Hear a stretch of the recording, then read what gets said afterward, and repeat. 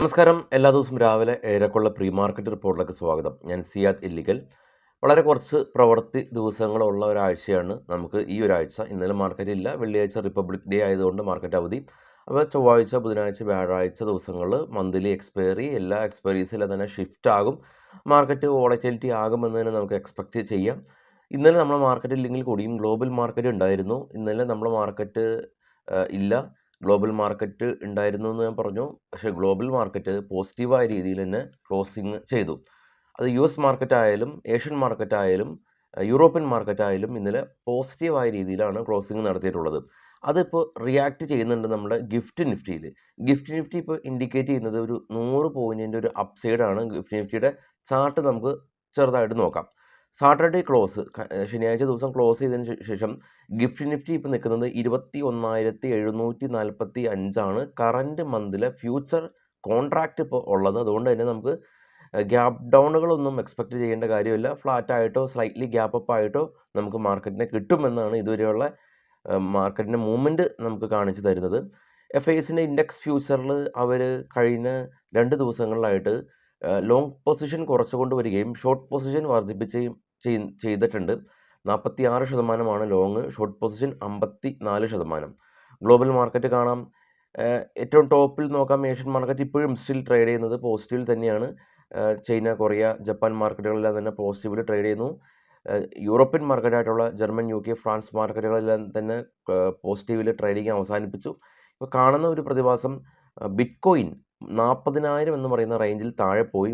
ഇന്ന് മാത്രം $1,500 ഒരു ഇടിവുണ്ടാക്കി 39,794 ബിറ്റ്കോയിൻ നിൽക്കുന്നത്. ബിറ്റ്കോയിൻ ഏകദേശം ഒരു 42 വരെ പോയതായിരുന്നു. പിന്നെ നമുക്ക് നോക്കുമ്പോൾ ഡോ ഫ്യൂച്ചർ ഇപ്പോൾ ട്രേഡ് ചെയ്യുന്നത് ഫ്ലാറ്റാണ്. ഡോ ജോൺസ് ഗ്രീനിലാണ്. നാസ്ഡാക്ക് കാണാം ഇന്നലെ ഗ്രീനിൽ അവസാനിച്ചു. US വിക്സ് ഇന്നലെ 5% ഒരു സ്പൈക്ക് ഉണ്ടായി 11.98 എന്ന നിലയിലാണെങ്കിൽ കൂടിയും ഇന്ത്യ വിക്സിനേക്കാളും താഴ്ന്ന നിലയിൽ തന്നെയാണ് US വിക്സ്. US മാർക്കറ്റിൽ ലിസ്റ്റ് ചെയ്ത ഇന്ത്യൻ കമ്പനികളിൽ IT കമ്പനിയിൽ വലിയ പ്രകടനം കാഴ്ചവെച്ചില്ല. എന്നാൽ ICICI ബാങ്ക് 2.5% റാലി രേഖപ്പെടുത്തി. ICICI ബാങ്ക് ഒന്ന് ശ്രദ്ധിക്കുക. യുഎസിലെ ടെക്നോളജി കമ്പനീസിലെല്ലാം തന്നെ മിക്സ്ഡ് ആയിട്ടുള്ളൊരു ക്ലോസിങ് കണ്ടു. കാണാം. ആമസോൺ, ഗൂഗിൾ, ആപ്പിൾ എല്ലാവരുടെയും പ്രകടനം നമ്മൾ കാണാൻ സാധിക്കുന്നുണ്ട്. ഇന്ന് ഫിനാൻഷ്യൽ നിഫ്റ്റിയുടെ എക്സ്പയറിയാണ്. ഫിനാൻഷ്യൽ നിഫ്റ്റിയുടെ ഓപ്പൺ ഇൻട്രസ്റ്റ് പരിശോധിക്കാം. 21,550 സ്പോട്ട്. സ്വാഭാവികമായ രീതിയിൽ 0.7 PCR ആണ്. കോള് കൂടുതൽ ഷോർട്ട് ചെയ്തിട്ടുണ്ട്. മേജർ റെസിസ്റ്റൻസ് എല്ലാം വരുന്നത് 21,700, 800, 900, 22,000 റേഞ്ചിലാണ്. സപ്പോർട്ട് എന്നാലുണ്ട് 21,500 മേജർ സപ്പോർട്ട്. ഫസ്റ്റ് സപ്പോർട്ട് വരുന്നത് 21,500 ഒരു പ്രധാന കാര്യം ഈ ഓപ്പൺ ഇൻട്രസ്റ്റ് എല്ലാം തന്നെ നോക്കേണ്ടത് ഓപ്ഷൻ ചെയ്യുന്ന ആളുകളാണ് എന്നുള്ളൊരു പൊതുവായൊരു ധാരണ ഉണ്ട്. എങ്കിൽ അത് തെറ്റാണ്. കാരണം ഫിനാൻഷ്യൽ നിഫ്റ്റി എങ്ങോട്ട് പോകും, അല്ലെങ്കിൽ ഫിനാൻഷ്യൽ നിഫ്റ്റി ഇനി മുകളിലേക്കാണോ ഇനി താഴേക്കാണോ, ആളുകൾ കൂടുതൽ ഷോർട്ട് ചെയ്തിട്ടുണ്ടോ, അതായത് ആളുകൾ സെല്ല് ചെയ്തിട്ടുണ്ടോ, ഇൻഡെക്സിനെ താഴേക്ക് ഇടാനായിട്ട് ആളുകൾ കൂടുതൽ ആഗ്രഹിക്കുന്നുണ്ടോ എന്നെല്ലാം തന്നെ ഈ ഓപ്പൺ ഇൻട്രസ്റ്റിലൂടെ മനസ്സിലാക്കാൻ സാധിക്കും. ഈ ഫിനാൻഷ്യൽ നിഫ്റ്റിയിലുള്ള കമ്പനികളൊക്കെ തന്നെയാണ് HDFC ബാങ്കിലുള്ളത്. ഇപ്പം നിഫ്റ്റിയുടെ നമ്മൾ നോക്കുമ്പോൾ നിഫ്റ്റിയിലെ നമ്മളൊരു സ്റ്റോക്കിൽ സ്വിംഗ് ട്രേഡ് ചെയ്യുന്ന ആൾ തീർച്ചയായിട്ടും ഓപ്പൺ ഇൻട്രസ്റ്റ് നോക്കിയാൽ മാത്രമാണ് മാർക്കറ്റിൻ്റെ ഒരു ഗതി നമുക്ക് കാണാൻ സാധിക്കുള്ളൂ. ഇത് ഓപ്ഷൻ ചെയ്യുന്ന ആളുകൾ മാത്രമല്ല, സ്വിംഗ് ട്രേഡ് ചെയ്യുന്ന ആളുകളും ഓപ്പൺ ഇൻട്രസ്റ്റും OA ചാർട്ടും എല്ലാം തന്നെ നോക്കേണ്ടതായിട്ടുണ്ട്. ഇനി ഗ്ലോബൽ മാർക്കറ്റിലെ ഗ്ലോബൽ ഈവൻറ്റുകൾ നോക്കുകയാണെങ്കിൽ പ്രധാനമായിട്ടും US മാർക്കറ്റിൽ നിന്ന് തേഴ്സ്ഡേ GDP ഡേറ്റ വരുന്നുണ്ട്. 7 മണിയാണ് അവിടെ സമയം. നമുക്ക് സമയം കൂടി നമ്മൾ എടുക്കുന്നുണ്ട്. അതുപോലെ തന്നെ യൂറോസോണിലെ ഇൻട്രസ്റ്റ് റേറ്റ് ഡിസിഷൻ 6:45 PM വരുന്നുണ്ട്. ഇതാണ് ഈ ഒരാഴ്ചയിലെ മേജർ ഈവൻ്റ് ഉള്ളത്. ഇതെല്ലാം നമ്മളെ വെബ്സൈറ്റിൽ ലഭ്യമാണ്. അതുപോലെ തന്നെ ഇന്നത്തെ ബ്രേക്കൗട്ട് സ്റ്റോക്കുകൾ, ഇന്നത്തെ FNO ബാന്, റിസൾട്ട് കലണ്ടറുകളെല്ലാം തന്നെ നമ്മുടെ വെബ്സൈറ്റിൽ ഉണ്ട്.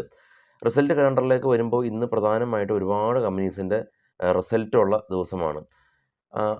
Result Axis bank, Indus tower, GSW energy, L&T finance, Havells India, Karnataka bank, Mahanagar gas, REC, Tata LXC, united spirit, CE power, Cyient, അതുപോലെ തന്നെ ഈ ലിസ്റ്റിൽ കാണുന്ന കമ്പനീസിൻ്റെ എല്ലാം തന്നെ റിസൾട്ടുകളെല്ലാം തന്നെ ഉണ്ട്. ഇനി മറ്റുള്ള നാളത്തെ റിസൾട്ടുകളെല്ലാം തന്നെ നമ്മുടെ വെബ്സൈറ്റിൽ ലഭ്യമാണ്. വെബ്സൈറ്റിൻ്റെ ലിങ്ക് ഈ വീഡിയോയുടെ ഡിസ്ക്രിപ്ഷനിൽ ഞാൻ കൊടുക്കുന്നുണ്ട്, ചെക്ക് ചെയ്യാം. ഇനി സ്റ്റോക്കുകളുടെ ന്യൂസുകളിലേക്ക് വരാം. സീ എൻ്റർടൈൻമെൻറ്റും സോണി പിക്ചറുമായിട്ടുള്ളൊരു ലയനം സംബന്ധിച്ചുള്ള ന്യൂസുകൾ ഒരുപാട് നാളുകളായിട്ട് കേൾക്കുന്നുണ്ട്. എന്നാൽ ഈ ഒരു ലയനം ടെർമിനേറ്റ് ചെയ്യാനായിട്ട് ഉള്ള തീരുമാനത്തിലേക്ക് കമ്പനി എത്തിയിരിക്കുന്നു എന്നുള്ള ന്യൂസാണ്. സിപ്ലയുടെ റിസൾട്ട് വന്നു. നെറ്റ് പ്രോഫിറ്റ് 32% വർധനവ് രേഖപ്പെടുത്തി. റവന്യൂ 14% വർധനവ്. സിപ്ല ഒരു ഫാർമ സെക്ടറുള്ള ഒരു കമ്പനിയാണ്. Persistent system company net profit 20% ഉയർന്ന് 286 കോടി രൂപയിലേക്ക് വർദ്ധിച്ചു.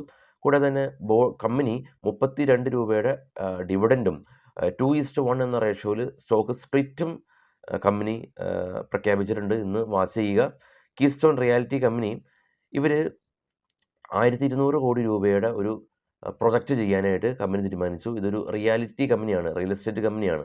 ഒബ്രോയി മറ്റൊരു റിയൽ എസ്റ്റേറ്റ് കമ്പനിയാണ്. നെറ്റ് പ്രോഫിറ്റ് 49% കുറഞ്ഞ് 360 കോടി രൂപ കരസ്ഥമാക്കി. മെഡി അസിസ്റ്റ് എന്ന് പറയുന്ന ഇത് നമുക്കറിയാം, ഈ ഒരു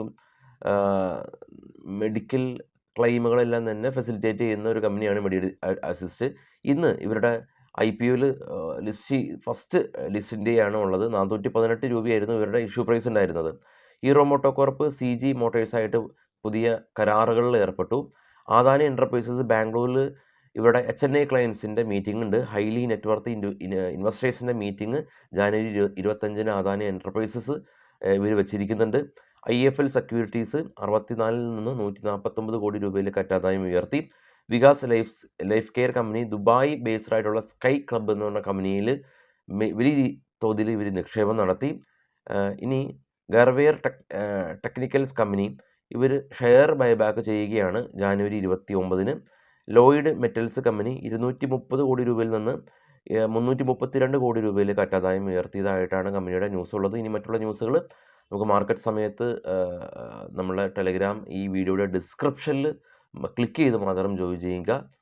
വൈകിട്ട് 7 മണിക്ക് പോസ്റ്റ് മാർക്കറ്റായിട്ട് എത്താം. Thank you. Bye all.